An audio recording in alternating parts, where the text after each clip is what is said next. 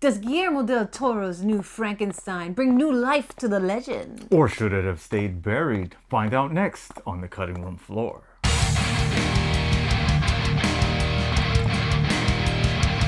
What's up, misfits and metalheads, and welcome to another episode of the cutting room floor. We are from the band Cut Like This. I am Thorn Black. I'm Roseblood. And today we are talking about brand new Frankenstein from the Guillermo del Toro. Currently streaming, well, I think it's only ever going to be streaming on Netflix because they made it. I was excited to see this one dropping this current Friday. I don't know about all you guys. And I think we're just going to have to dive right into it. But first, don't forget, we have music all over the place. I got a bunch of music videos down here. Check out our website and get our digital album for $4.99, as well as Bandcamp all over the place that you can stream. Rose, why don't we get into this one? Oh man. All right. So this is a movie that Guillermo del Toro has literally waited his whole life to make. That's right. In interviews, he said that there were two movies that he wanted to make before he died. One was Pinocchio, which he did to epic body horror potential. Let me tell you, there is... You know, I don't think I saw that one. It was wild. I have to check that one for sure. It was wild. His Pinocchio is something very special and unique and terrifying. Which it would be. If a wooden puppet came to life all of a sudden, that would be an existential crisis for the ages.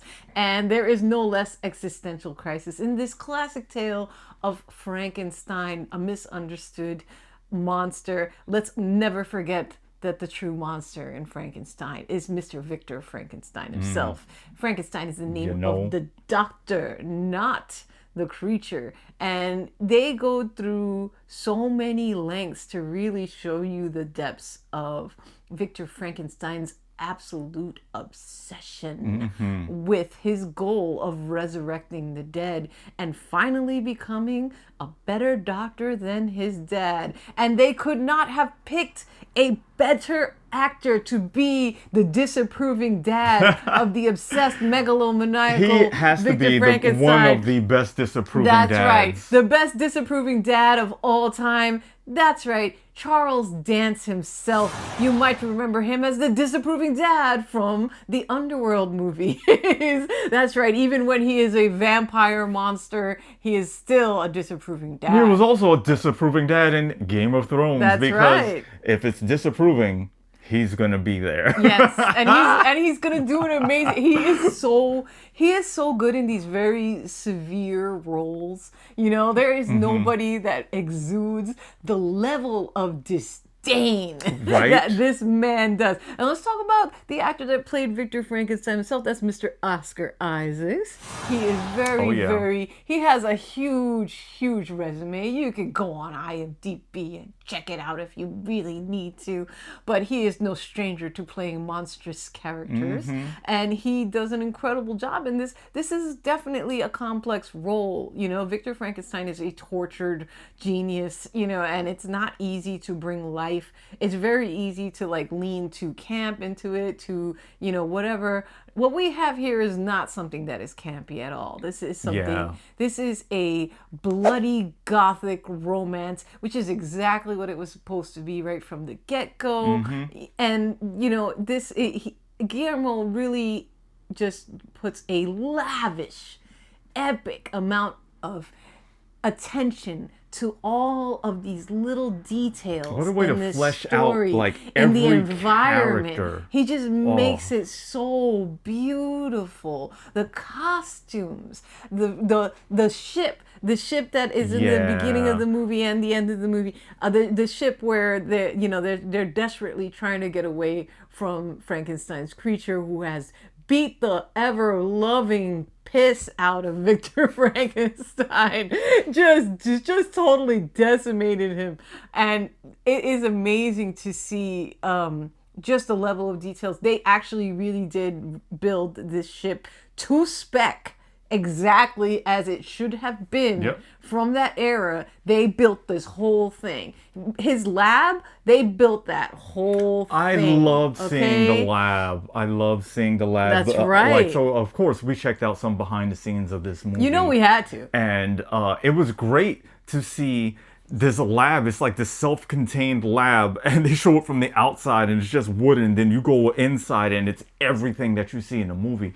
It's fantastic. Beautiful. Everything is to scale, like the giant batteries or the giant whatever that you Those may are see giant batteries, places. yes. Like they're really that big. It's not Yeah. CG. They When you built see- it huge, so it would be next to a human. It's like it's supposed to be fantastical Yeah. and magical and over the top big because this is Frankenstein's lab. So Yep. this has to be on point, and this can't be CG.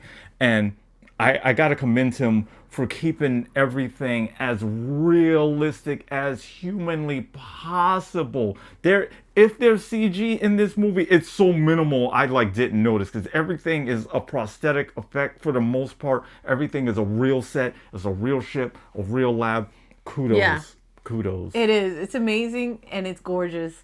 And, as you would expect from Guillermo, there is just, details upon details. I'm definitely going to end up watching this thing again. This was a beautiful tribute to something that you can easily see is a lifelong love. But let me tell you, this does not skimp on the gore, my friends. Oh, no. Oh no, because this is, let's not forget, Mr. Guillermo del Toro, and he knows his gore. He knows how to make monstrous things truly monstrous. There are scenes that are unexpectedly horrifying, like when you just see, like in Frankenstein's lab. Yeah. It's When you everything. see his lab, It's everything you think. It's like if you think about what he's actually doing and what Frankenstein is, which is a bunch of cadavers put together to make one body. If you think about the process of that, they don't shy away from it. They sure don't. And I gotta say, it's kind of nice to see them not shying away from something that's such a big detail that could easily be kind of glossed over or overlooked, especially for something that's shot as beautifully as this movie is. I kind of wasn't sure where they were going to go with that, because even when the movie first started, and granted, I didn't watch any trailers because I knew I was going to watch this, and it first started, we had no doubts at all that we were going to be watching gorgeous. this. It's gorgeously shot. The cameras are amazing. The costumes are amazing. I was like, whoa! I was like, what am I watching? Right? Like, this is amazing. And it's so pristine and beautiful that I was wondering when they got to some of the more gruesome things if they were going to kind of shy away from that or not. They don't shy away from it. They answered that question. They do not shy away from it. I'm like, I wasn't expecting that and that much of it. Yes. At this point, okay. Let me tell you, right from the opening, it begins at the end. It begins with them in the Arctic, finding Victor beat to crap, and and they're trying to escape from the creature, and they go onto the ship, and the creature comes out. And right away, they come out guns blazing. Oh, okay? yeah. I'm not going to tell you anything more about this scene, but I'm going to tell you that if you were worried that it was going to be too heavy on the Gothic romance of it all, and no. This is he Guillermo del Toro just never forgets the assignment ever. Yeah, he doesn't ever. This man has never failed me. All right, he is a freaking public treasure. All right, this is just I can't handle it. I could not handle how gorgeous this movie was. Yeah, and what a great start. It's such a fierce start. It's like, oh my goodness. It will catch your attention, draw you in, and keep you there for a minute. And by the time they're ready to start giving me a little bit of backstory and some of the deets of some of these characters, I am so here from it, because I'm like, okay, I need to know how we got to this point, because that was crazy. Let's go. I'm here for a story. Where's the popcorn? You know? Yep. And let's talk about the monster, okay? Speaking of things that are gorgeous, all right? We're talking about this monster right now. Played by the hunky heartthrob of Saltburn, Jacob Elordi, okay? And good lordy, all right? This is a sexy ass monster. This is just, but it's also obviously a monster. You know what I mean? Like it's a really nice balance between everything, you Yeah, know? yeah. And it's just like I said, I keep losing my words because I was so blown away by every little thought that was put in, every little freaking paint mark and scuff on everything. Everything Just, felt intentional. There was yeah, nothing in here that felt overlooked or accidental. Nothing felt nothing at like that all. in here. Nothing. No. What an amazing everything. Yeah. I was going to say an amazing. I'm like, no, it's an amazing everything, pretty Yep. much. And we also have a couple of other characters that were really, really well done as well. Of course, because who's going to be slacking? Who's going to be slacking on a Guillermo del Toro movie? Absolutely not. It's not going to happen. We've got real quick his brother, William Frankenstein. He's played by Felix Kammerer. He is known for the movie All Quiet on the Western Front. He is engaged to the beautiful Elizabeth Lavenza, played wonderfully by Mia Goth. Oh man, she is just living her best Hammer horror life, walking down hallways in a beautiful sheer, white gown, and I thought that she did a great job in this. I think she's a really great actress. I'm a big fan of Mia Goth. I loved X and Maxine. I have not seen Pearl yet. Somehow I haven't seen that one yet, but That's on our list. yeah, that's on the list. But she's just great. I really like her as an actor. I think that she does a great job as this kind of character. She's like beautiful. It's like this, that pale, tragic. But she also like speaks up for herself, but in a world where she doesn't really have that many choices. And the choices that she does make, you'll see. But I thought that it was very interesting that the two movies that Guillermo del Toro said that he always wanted to make is Frankenstein and Pinocchio, and that he considers them both kind of the same story, because it is again, the idea of like bringing to life something that was not alive, and what is the nature of that? What is the nature of humanity? And he mentioned also that in this era of, AI and machines taking over so much of our lives, that, that authenticity has become more and more important to him, which is why I agree. he went to such lengths to, build these sets out and make sure that they were actually real, tangible things, so that the actors everybody's could gonna be really get looking into the story and really feel and live that too, story. Like, not for nothing, and actors can be amazing. I'm not saying that they can't do a good job when something is not there physically and they're kind of like green screening it to a monster. But or it's whatever. gotta make it easier,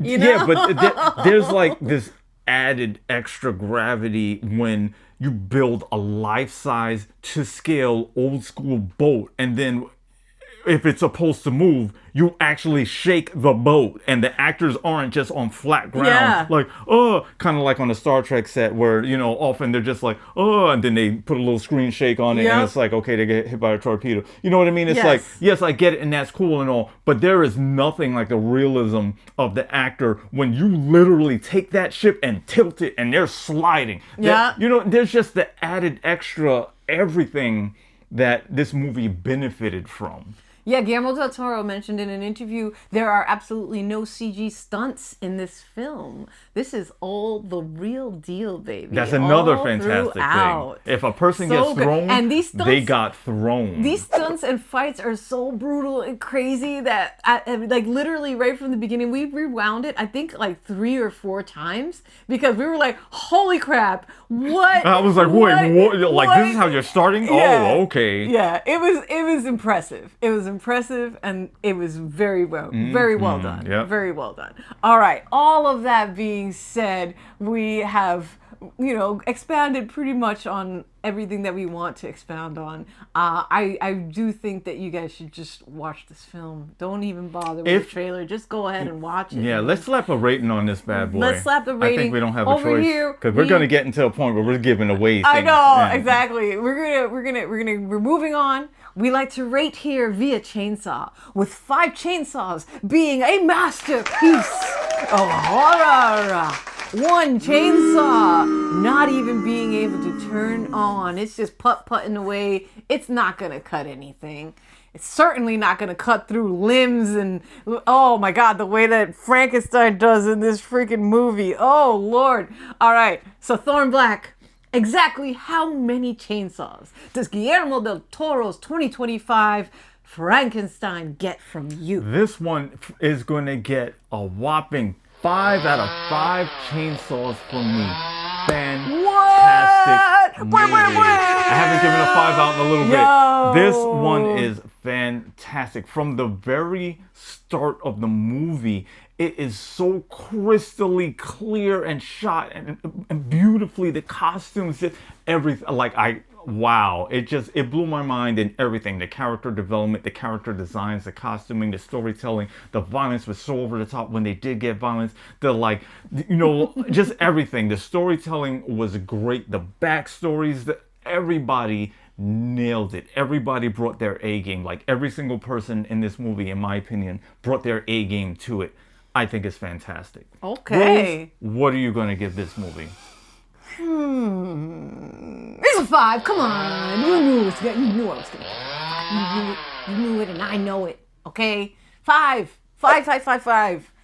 This like checks every single box in my monster-loving little heart. Okay. This is bloody gothic romance at its absolute peak. All right. It is beautiful, it is gory, it is tragic, and it is absolutely a marvel, a feast for the eyes. You won't be disappointed in the conflicts and the fight scenes. There's not like a ton of them because it's not really about that, but when it happens, it is brutal and it is immense. Okay, the immense power of this creature is, I think, it's incredible. Represented perfectly. Yeah, it's wow, yeah. He's very scary. He's very scary. And yeah, I really, really, really enjoyed it so much, and I can't wait to see it again and see what other little incredible detail I managed to not catch the last time, because I know that I'm just gonna keep finding little things to ooh and ah over, because that's just the level of attention and love that was put into this film. So you have your assignment, okay? There you go. This is your assignment. Please do yours. If you love Hammer horror, gothic romance, if you love the story of Frankenstein, if you're a monster lover, and I'm using lover as a replacement for another word, yeah, you gonna like this one too. This is the perfect film for a book talk girl to show to her normie boyfriend, to show him exactly what she's looking for. Okay, that's what this is. This is the epitome of book talk monster loving. All right, this is the perfect like monster, and then you got a little bit of romance, but it's not only about romance. It's all this other stuff going on there, and with the monster is fantastic, and everything that they show you is just wonderful. It's just good storytelling, just watch it for good storytelling. Yeah, you've got your homework. You're welcome.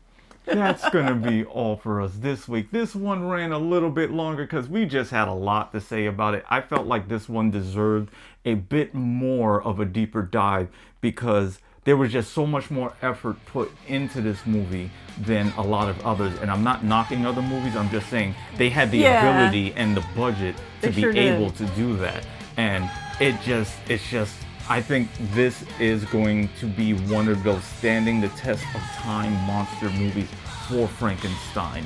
There's a couple that will stand out, like Mary Shelley. This one, I believe, is not going to go anywhere. It's going to be like Mary Shelley's Guillermo del Toro. Yep. When it comes to Frankenstein, I think this is a masterclass in storytelling. There you go. We are from Cut Like This, and we are...